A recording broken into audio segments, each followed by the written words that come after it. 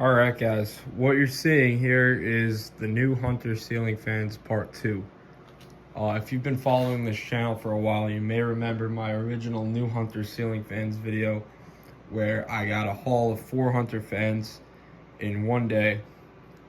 This is the unplanned part 2. So I got these fans from various habitats as well as sellers, and I'm just going to go and talk about the story behind each one and how it ended up with me. So originally what I had just planned was to get these two, this Hunter bath and dressing room and this Hunter Infinity from the same seller for free. And this Hunter bath and dressing room is really a cool find to me, honestly. I passed on a Hunter Potomac / Covington about a month ago in hopes of finding one of these instead, because I think it's just kind of a cool take on an otherwise basic fan. And it's a little bit dirty, as you can see. Blades are non-reversible, but doesn't matter to me. Motor spins fine, no bearing noise. It was missing the down rod that it came with, but I think it came with a long down rod anyway.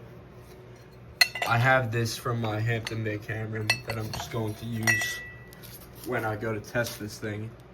And yeah, as you can see, it was on a long down rod because of the wires.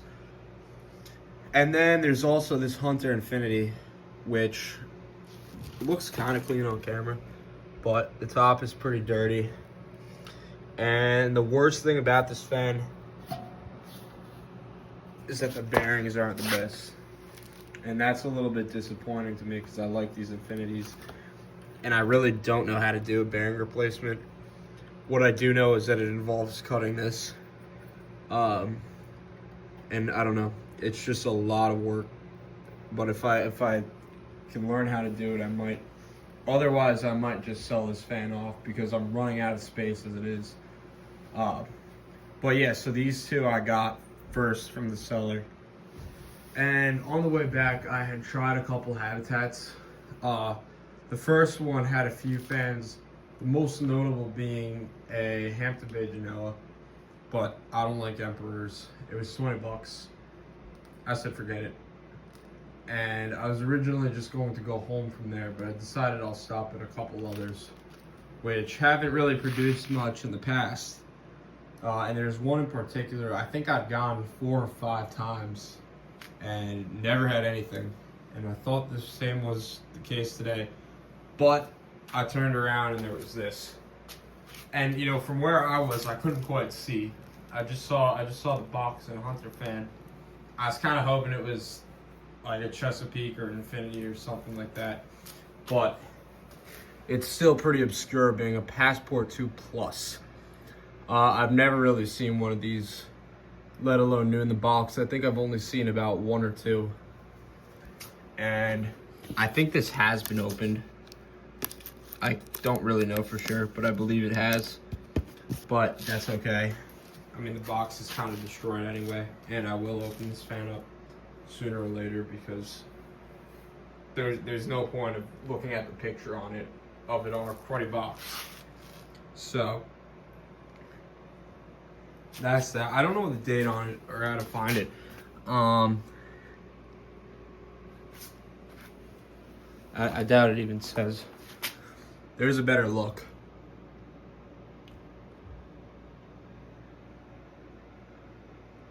A timeless traditional design combining exemplary performance and effective overhead lighting. So I wonder what the regular Passport I just banged into this. I wonder what the regular Passport box says.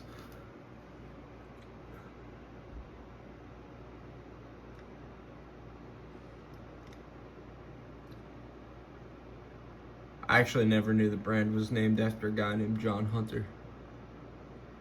That's pretty cool. 20-year limited warranty. Oh, here we go, 1992. So yeah, I think that's a little bit out of warranty.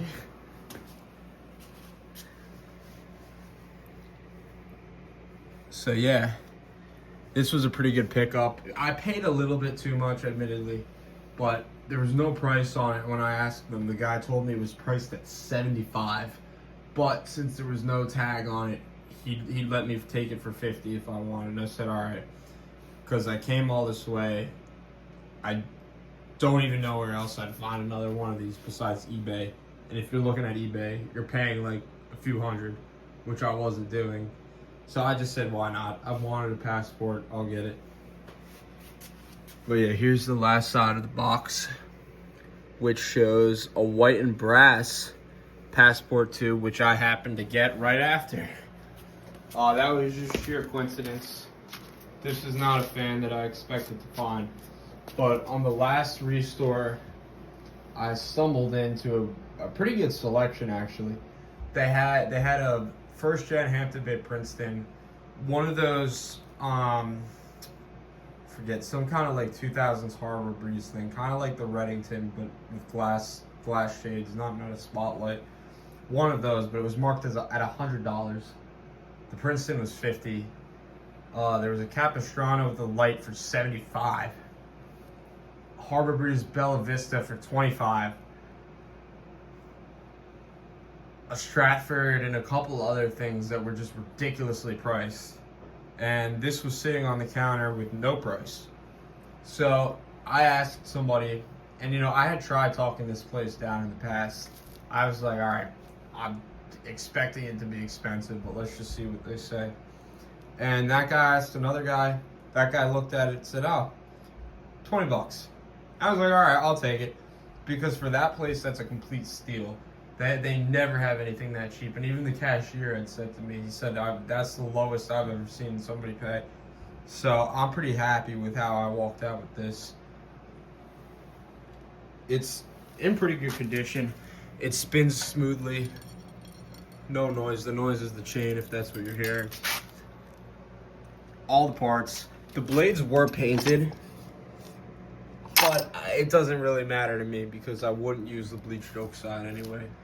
And now the blades look better than they did. It's got a little scuff there, but yeah, it came flush mounted, which is fine. I'll be putting it in the basement. So I couldn't be happier with how this all turned out. I didn't expect that I'd get these two today. So I'm really just thankful for it. I'm really thankful for these as well. I think these are a lot of fans that I've wanted for a while, especially the white and brass. That's really been on my list as long as I can remember, to tell you the truth. I just think it looks so cool with the white and brass and the filigree sideband. But yeah, so I'm just grateful that I got to go get these today, that I ended up with them for pretty reasonable prices, considering where I live. But all complete with mounting brackets and everything. The only missing piece was a down rod on that, which was easy for me to source. Oh, and this interestingly had its pull chain replaced, but they left the end piece, whatever it is. Too bad they didn't replace the bearings, but what can you do? But yeah, guys, so this is my haul of Hunter fans, and I will probably be showing you guys these more in future videos. There's just a lot of backlog to get through, but I'll probably be taking this low profile down and testing the bath and dressing room. And this may be coming down soon to test something else. I will say though, this fan has really grown on me, but I probably will still sell it. So yeah. But anyway, guys, I thank you for watching this. If you have any questions, feel free to ask in the comments. And that's it. So I'll see you guys in the next one. Oh. Alright, so I can't contain my curiosity, and I've decided that I want to open up this Hunter Passport 2 Plus, which was an exclusive to Home Depot, and this is from 1992, and I believe the Olympics were that year as well. So the box, as you can see, is not in good condition as it is. So I don't feel too bad opening this up. See, the tape came right off. Gonna have to probably vacuum this up. Hold on, I'm gonna put the phone down. And yeah, this tape is pretty old, so it does go right through. Wow, look at that. Brand new in the box.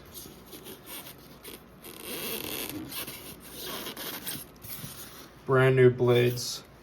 Trying to take them out. Look at that. First time since 1992. I don't understand why that's scratched out of the box though. But what can you do? I'm gonna take the rest out now. And here we have the rest of the parts. We have the globe, all the blade irons, motor, screws,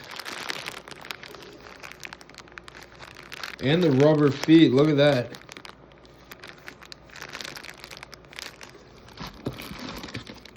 Light as well as light accessories.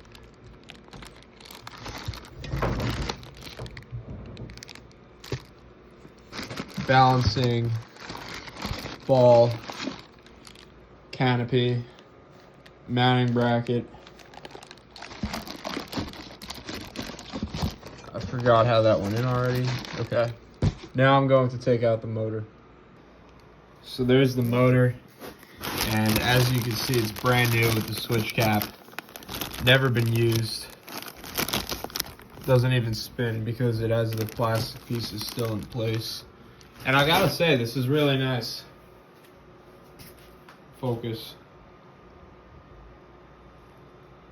This is really nice. So this is what you would see in 1992. Unboxing your brand new Hunter ceiling fan. But 33 years later, here it is being opened.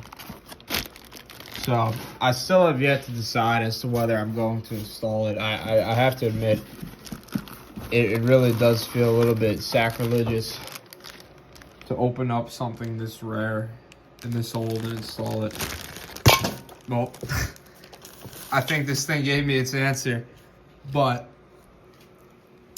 I'm just gonna put this down. While I speak, I'll put that back.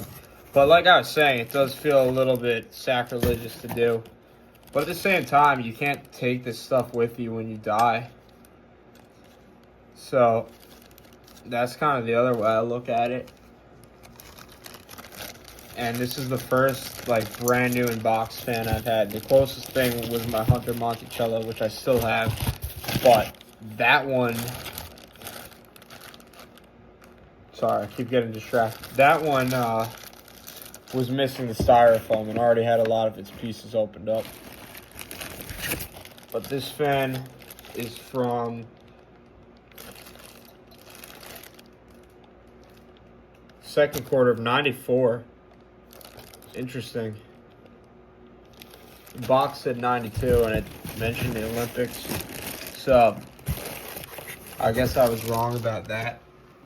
But yeah, that's the Hunter Passport 2 Plus.